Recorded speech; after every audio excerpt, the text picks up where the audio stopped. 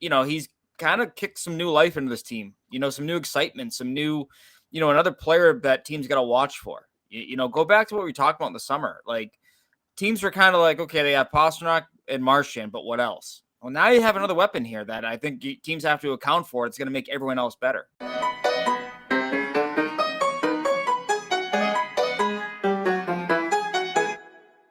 And welcome into Poke the Bear, episode 174, presented by CLNS Media and sponsored by our good friends over at Fanduel. My name is Conor Ryan, and we're joined once again by the esteemed Ty Anderson. Ty, how you doing? Esteemed? Yes. I'm steamed? Yes. I think I'm just regular steamed. I don't know if I'm esteemed. But yeah, how's it going? I'm doing well, Ty. I meant to say Oscar Steen. I'm sorry. Yes. I think something, the audio got a little muddled up there. But Ty, I am doing well. I've already had about 28 Reese's Cups today. So happy belated Halloween to everyone out there. The only good Halloween treat I dare say is Reese's Cups. So what about you? What's your go-to Halloween candy? Snickers. Snickers is really good. I used to be a big fan of Skittles. Can't do them anymore. They hurt my jaw. So yeah, probably. I mean, everyone knows that Reese's are the best, but it's you got to find that second tier candy. I can't blow all my cap space on Reese's. I understand that. So you got to find the good secondary option. So Snickers are good. Milky Ways. I'm a psychopath who likes Almond Joys.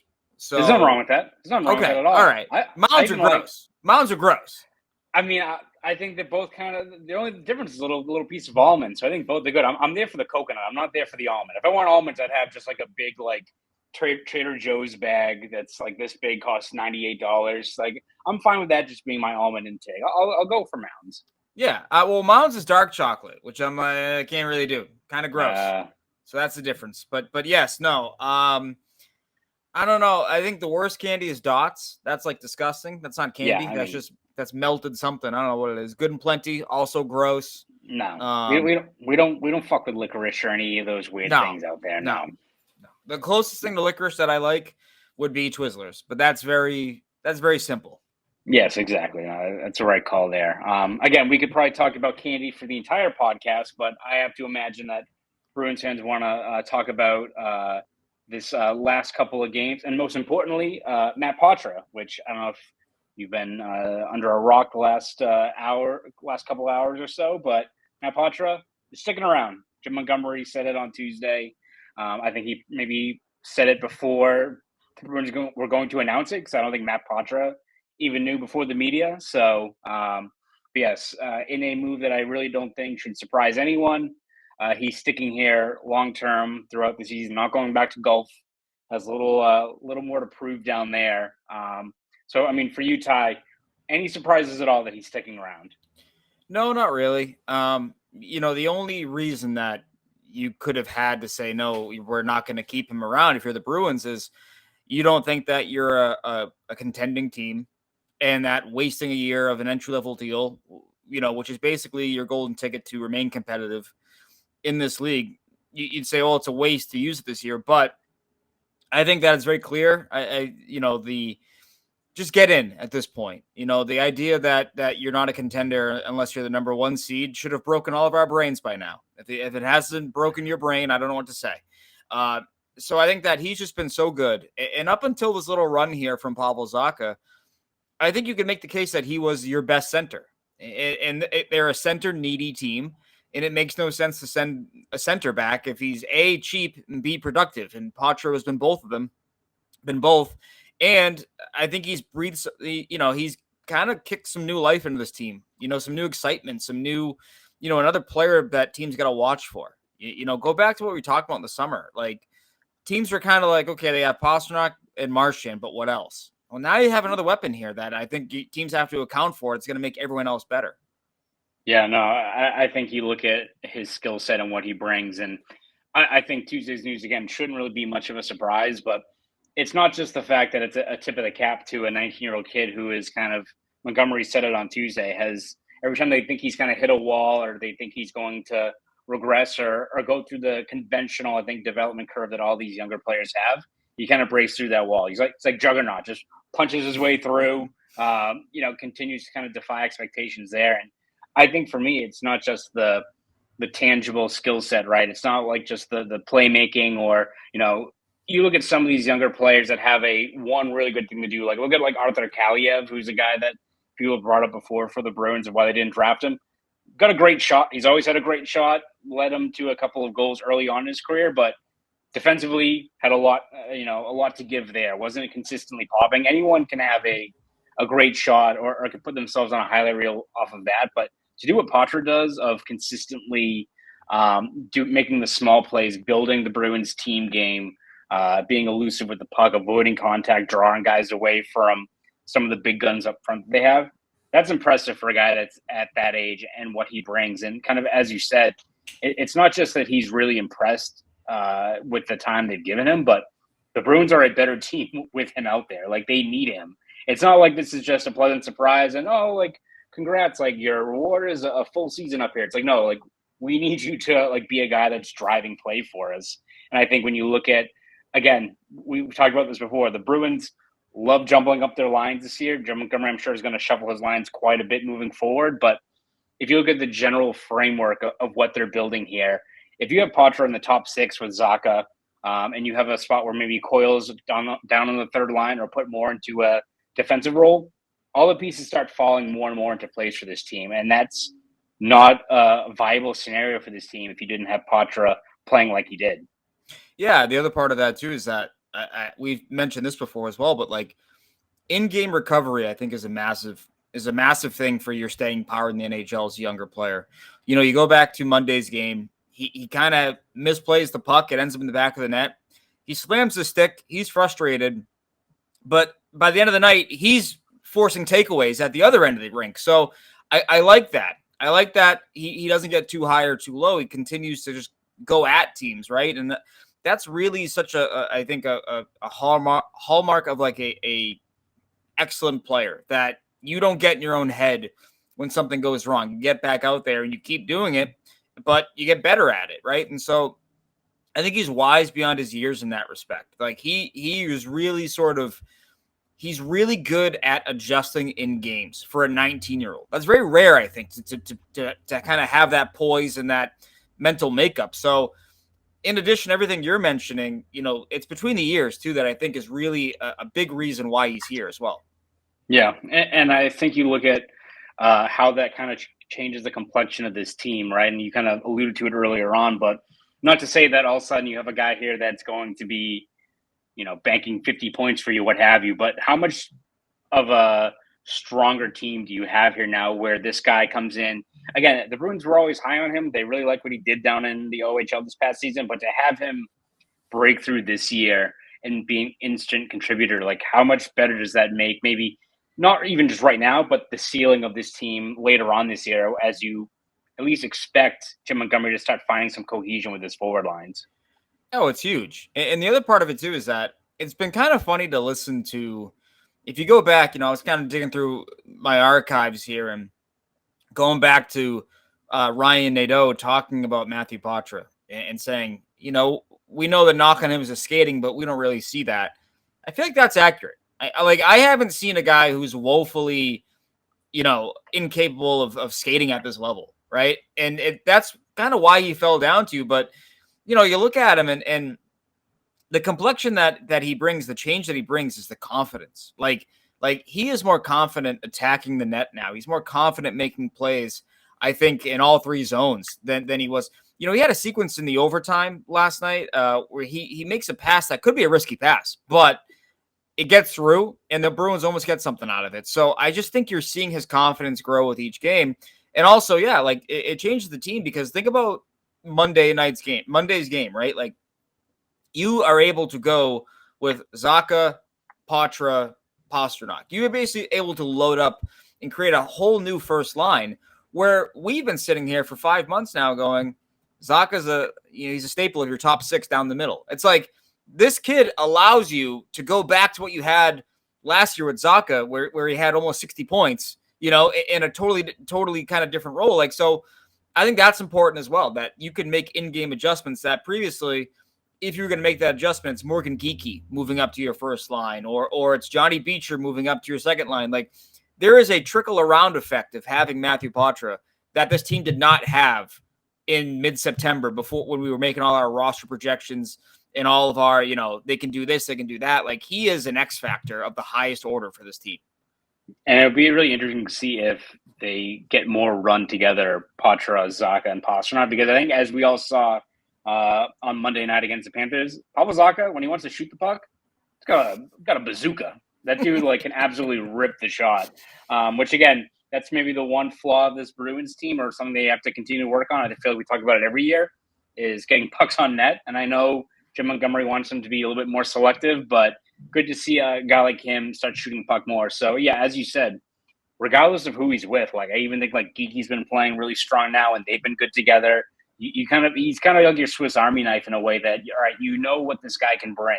He's a dynamic playmaker, which you don't really have a lot of dynamic players, right? You've got a lot of guys that can grind things out or strong in their own end, but you need guys that can really kind of, especially even you start in overtime, you need guys that can make plays happen kind of on their own. And a guy like Poitras can do that. He can kind of bring guys into the fight and generate chances. So do you have any guess of where you think he's maybe best suited on this line? Do you think it's still going to be musical chairs as they try to figure out how exactly this forward core gets kind of settled out here? It's so hard to project what this team is going to look like forward wise.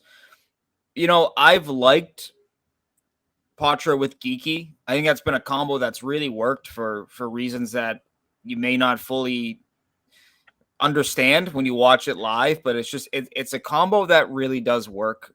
I like the idea of, but I also like, you go on Monday's game, Zacha, Poitras, Pastrnak was a really good line. That was a really effective line for them. So, I think middle six versus top six, either second line or third line, is probably where you want him to be. If he gets Pastrnak, he's going to draw a lot of really tough matchups for him. And also, kind of Jim Montgomery talked the other day about protecting Matthew Poitras. Putting him with Zacha and Pastrnak, it's not really going to protect him all that much in terms of teams roughing him up. You love that they're willing, so to speak, but that's not going to be their MO. So keeping him with a guy like Geekie or Frederick seems to be the way to go.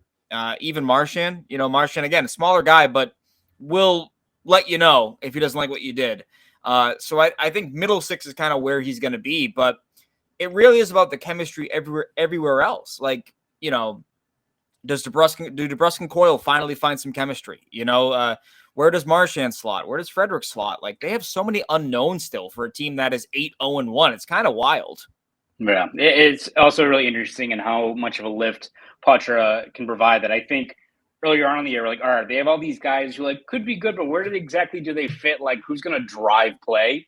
They've almost have flipped that narrative where it's all right, they have some dynamic guys, just who do you put around them to get those results? It's almost like the flip of it, but it's a good problem to have for the Bruins, where it's all right, we have guys that are popping in, every single game. It's all about just finding out where you get the best cohesion from. And I don't think you really had that narrative without Matt Poitras down the middle, really kind of accelerating his timeline. So it's good news for the Bruins. Good to have him up here long term now. He can put away his spare suitcase he was going up to Gulf for. Don't have to worry about that anymore. Check out of that hotel. Exactly. That is the next order of business. Yeah, he has to actually find a place to crash now. So that's the next order of business. But all good news there for the Bruins and Matt Poitras. Before we switch over and now look at the I'm watching the demon behind me right now. I know something's gonna happen. I know. Let's see. No, she's chilling now, but I heard her batting something. I'm I don't even know what it is, and I don't know. I'm not even gonna find out. She's looking at something, so it's gonna happen. It's gonna happen. As she ponders her next move, that's a great time to hear from our good friends over at Fanduel. Take it away. Score early this NFL season with Fanduel, America's #1 sportsbook. Because right now, new customers can get $150 in bonus bets with any winning $5 moneyline bet. That's $150 if your team wins. Now is the best time to join Fanduel. The app is easy to use and you can bet on everything from spreads, player props, over-unders, and more. And frankly, that's the best part about FanDuel, that you can bet on anything. You want to bet on how many wins the Patriots are going to have this year? Be my guest. Maybe how many shutouts Jeremy Swayman's going to have this season? Go for it. You can really do it all. So bet now on an app that's safe, secure, and super easy to use. Plus, when you win, you can get paid instantly. So visit FanDuel.com/Boston and kick off the NFL season with an offer you don't want to miss. FanDuel, official partner of the NFL. Once again, shout out to our good friends and sponsors over at FanDuel. Kind of bummed out. I thought she was going to just say post it up in the background like your security detail there for a second. She was going to have the little headset getting some news. I thought she was going to just be posted up the whole time. You're going to get a jump scare. I would bet anything she's going to jump across at some point. It's really weird going from having a long-lived creep, a 20-year-old cat to a 5-year-old cat, because they just jump and they just jump these insane lengths. And I'm like, whoa, where did that come from? So yeah, her appearances are probably not done if I had to wager a little guess here. So hopefully she's got takes. We'll hear them. All right, good. Yeah, head on a swivel again. This is the Halloween episode, I guess, right? We're not jumping right into the holiday season. We're not playing Mariah Carey at the end of this podcast, not yet. So it's good that we have a heads up here in case she makes another appearance. That's right. All right. Well, as we now look back at the Bruins' last game against the Panthers, 3-2 overtime win.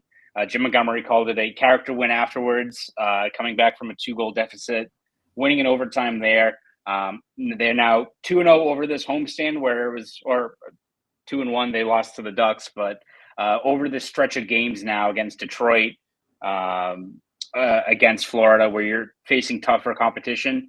What was your kind of main takeaway from Monday's game and how they responded out there? I think that was their best win of the season. And really, again, we talked about in-game adjustments for Matt Poitras. Well, in-game adjustments for the team in general. I mean, that first period was heinous. It was ugly. It was their worst period of the season. They were reckless with the puck. They were slow. They were getting beat to every race. It felt like Florida was turning 50-50 pucks into 99-1 pucks in their favor. So to rebound the way they did, right, and to score the kind of goals they did, kind of ugly. You know, a little bit of some ugly broken play kind of goals that get them on the board, get them tied up. The penalty kill I thought was phenomenal. It's been phenomenal all year. But to kill off a 5-minute major without Charlie McAvoy being on the ice for any of it took a lot, especially without Matt Grzelcyk too. Like, you had to really kind of empty the barrel, they empty the bucket there to get to overtime, let alone to win the game, just to get to overtime. So I loved that game from them. Really impressive, best win of the season, and it's something I think you really can build off as a team. Yeah, I kind of almost look at it as like a microcosm of like this team and what the season's going to be, that it's not going to be pretty. I don't think, like, unlike last year where you have the depth and the means to really put teams away early. You're not going to see as much maybe 60-minute efforts. It's going to be a little bit more of a grind. You're going to have to, fight and claw your way out of some deficits early. But as long as you have a really stout defense, really, really strong elite goaltending, you're able to kind of stay off the ropes, you have the metal and the means to kind of punch back and scrap and claw these way to these hard-fought wins. And I think that game was like a perfect example of they may not be the same team as last year in terms of just the pure talent, but they have the blueprint to be a team that is going to, at the very least, punch their ticket to the playoffs. I think the esteemed Kevin Paul DuPont had a tweet yesterday that said the Bruins could go 500 the rest of the way, and they'd have 92 points. Like, they're already in the mix, right, of being a team that maybe isn't even a wild card team that could be first, second, or third in the Atlantic. So they already seem like a playoff team, but they're a team that once they get there can be a really tough out. So I think really, really encouraging to see the way they battle back and how they can kind of rely on that goaltending and defense to really kind of help them out when things seem to be going awry. Because, as you said, that first period that looked like last year. That gave, I think, a lot of people flashbacks to how tough that Florida forecheck is.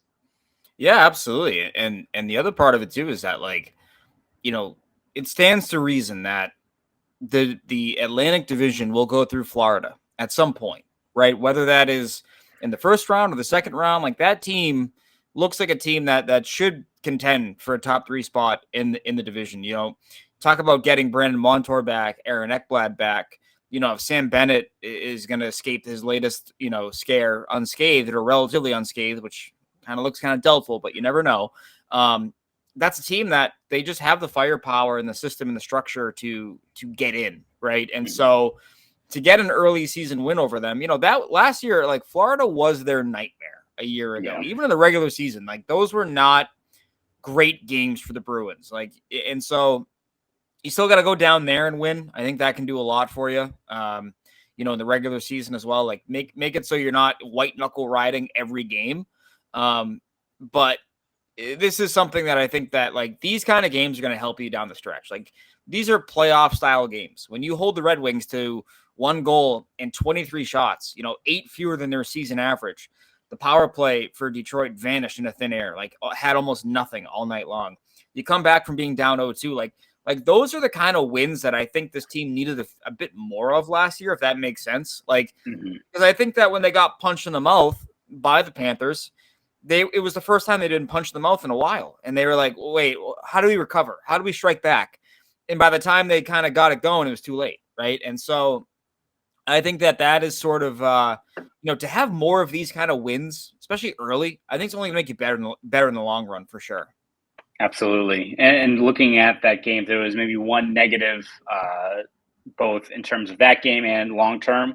You're going to be shorthanded on defense moving forward. I mean, Matt Grzelcyk is going to be out at least a couple of weeks, according to Jim Montgomery, which is tough for him because it seemed like he was really kind of playing his best hockey. Jim Montgomery even mentioned that. He was even getting like reps on the PK, getting involved there. So we all know how good he is with Charlie McAvoy as well. So Grzelcyk's going to be on the shelf. And now, again, it's not official yet. I have to imagine that Charlie McAvoy is probably not going to play on Thursday against the Maple Leafs after that high hit on Oliver Ekman-Larsson. So you're pretty much without 2 of your top 4 defensemen going into, again, a pretty key stretch here. If it's more than 1 game for McAvoy, you're looking at him missing out against Toronto, Detroit, Dallas is up next week. So tough hit there. So there's not really any way you can kind of sugarcoat that. A bad play by McAvoy after, I mean, guy went like Leroy Jenkins, had a great goal, and then immediately puts himself in a bad spot there against OEL. But how do you think they kind of adjust those absences? Like who could you see getting called up from Providence to get a bit of a run here? Isn't this the perfect time to see Mason Lohrei? Like, wouldn't this be the perfect time to do that? You go back to when they sent him down at the end of training camp, and it was about, they said they want him to play some minutes. He needs minutes. Okay, well, power play 1 minutes just opened up, and LD1 just opened up as well, or LD2, depending on how you want to look at it, right? And so I think that is sort of this is a natural spot to put Lohrei up. I know that they've talked, you know, there has been some talk of him coming up. Montgomery said as much on Tuesday, saying that he is in the mix.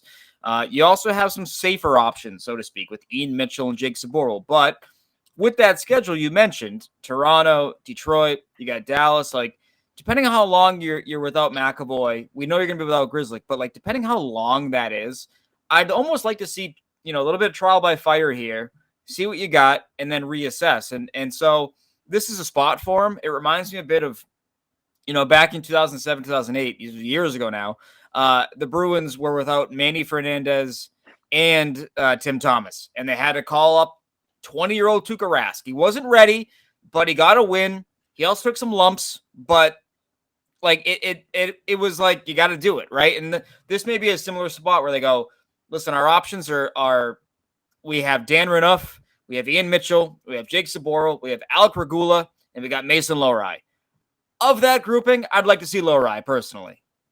Yeah, no, I agree. It's something where it also depends on what the circumstances were. And as you said, if this was like Derek Forbort got, you know, hurt blocking a shot and was going to be out 2 or 3 games, and it's a third pairing role and you need PK minutes, I think that changes. With Grzelcyk being out, with McAvoy being out, with those minutes up for grabs higher up in the lineup, with those power play reps especially, now is the perfect time to see who you have. And again, if he struggles or there's going to be a few bumps along the way, like I think you can take that if a guy really builds off of it. Like even like look at Poitras on Monday, right? Got pickpocketed by Sasha Barkov.